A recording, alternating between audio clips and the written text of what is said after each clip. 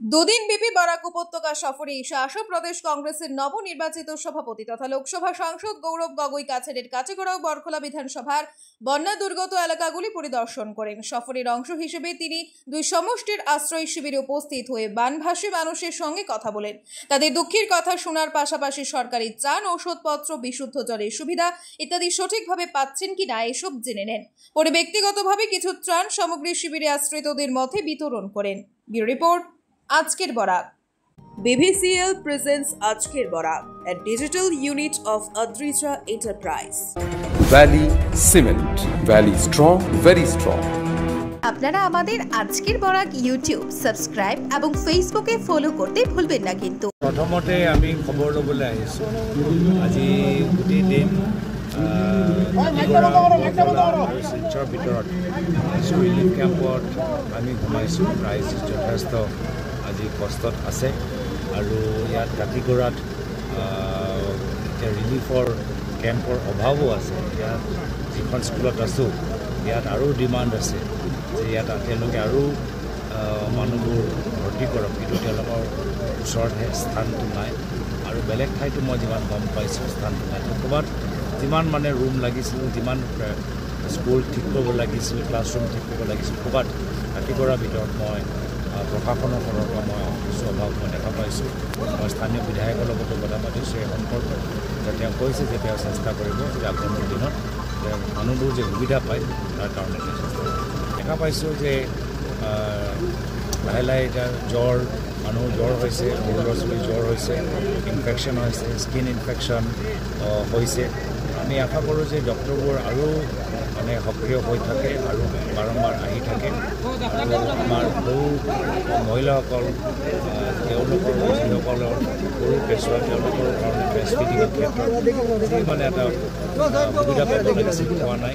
আৰু সৰু ল'ৰা ছোৱালীবোৰ আজি তাৰিখত সকলোৱে জানে যে আজি মিল্ক পাউডাৰটো খাই ইমান ভাল নাপায়, তেওঁলোকৰ তেওঁলোকে নিবিচাৰে আৰু সেইকাৰণে এইখিনি কথা আজি ৰাইজৰ পৰা আমি গম পাইছোঁ। 16 চন ৰিপেয়াৰ কাম হ'ল, কিন্তু আমি কি দেখা পালোঁ যে তেওঁলোকৰ 10 বছৰে হোৱা নাই, 8-9 বছৰত আকৌ তেওঁলোকে ৰিপেয়াৰ কাম কৰিবলগীয়া আছে। কি কাম কৰিলে 2016 চনত যে আজি এতিয়া আকৌ 2025 চনত আকৌ যে ৰিপেয়াৰ কৰিবলগীয়া হৈছে। NHIDCLৰ কাম মানে উত্তৰ পূৰ্বাঞ্চলত আটাইতকৈ দুৰ্ভাগ্যজনক। তেওঁলোকে কিয়নো NHIDCL এটা বিশেষ কোম্পানী উত্তৰ পূৰ্বাঞ্চলতে হৈছে, বেলেগ ৰাজ্যত আমি দেখা পোৱা নাই, উত্তৰ পূৰ্বাঞ্চলত দেখিছোঁ।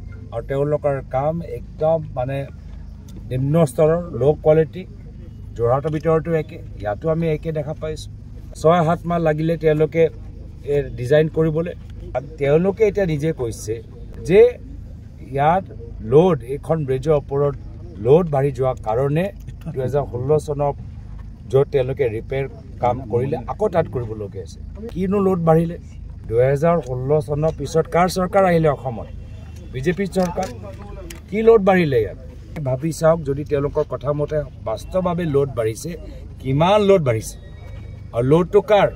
মানুহটো নহয়, গাড়ী নহয়, এয়া হ'ল ডাম্পাৰ ট্ৰাকৰ, কয়লা ট্ৰাকৰ, লাইমষ্টন মাফিয়াৰ। ইয়াৰ কাৰণে আজি এই গোটেই ইয়াৰ এটা নেশ্যনেল হাইৱে কাম এতিয়া মেৰামতি কৰিবলৈ হৈছে। মানে ইয়াত ইমান কয়লা আৰু লাইমষ্টনৰ ইয়াত অহা যোৱা ট্ৰাকৰ কাম হৈছে। নিশ্চয় এই ট্ৰাকবোৰ অভাৰলোডিং। কাৰ ৰেছপনচিবিলিটি? ডিপাৰ্টমেণ্টে কি কৰি আছে? গৃহ বিভাগে কি কৰি আছে? গৃহ বিভাগৰ কাম এইবোৰ চব ধৰিবলৈ নহয় নেকি? গৃহ বিভাগ কাৰ দায়িত্ব আছে? মুখ্যমন্ত্ৰী হিমন্ত বিশ্ব শৰ্মা ডাঙৰীয়া।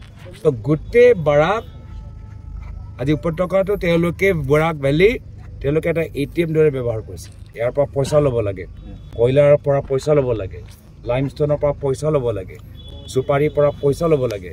এই বিজেপি দলে যেতিয়াৰ পৰা 2016 চনত আহিছে, কয়লা, বালি, চুপাৰী আৰু লাইমষ্টনৰ মাফিয়া যোগেদি বৰাক ভেলীটো এটা ATM দৰে ব্যৱহাৰ কৰিছে। কাছাৰত বিৰোধী দলৰ ভূমিকাটো নাইকিয়া হৈ গৈছে, কিছু সময়ত প্ৰতিবাদ কৰিবলৈ দেখা নাযায়। সেইটো আপুনি সিন্ডিকেটৰ কথা কৈছে বা অবাল্য ডাম্পাৰৰ কথা কৈছে, সদায় যাই দেখা বিৰোধী দল নীৰৱ ভূমিকা পালন কৰিবলৈ দেখা গৈছে। এইটো কি হ'ব? সিন্ডিকেটৰ সম্পৰ্কত দিল্লী সদনত আমাৰ বিভিন্ন সাংসদসকলে মাত মাতিলে।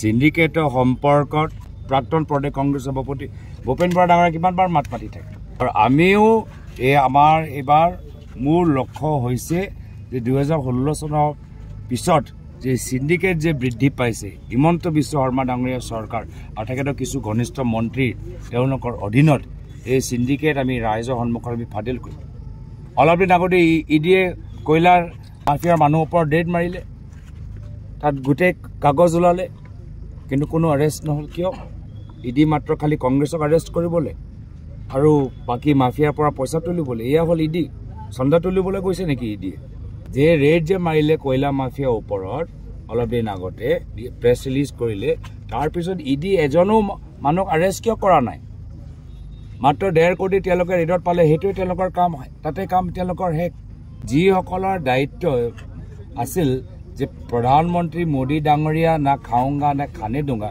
আজিও তেওঁলোকে খায়ে আছে মোৰতো সন্দেহ যে প্ৰধানমন্ত্ৰী মোদী নিজে জানে নে নাজানে যে ইয়াত বৰ্তমান হিমন্ত বিশ্ব শৰ্মা ডাঙৰীয়া কয়লা সুপাৰী লাইমষ্টন যোগেদি কেনেদৰে বাৰাক ভেলী কাৰ্বি আংলং অসম নষ্ট কৰি আছে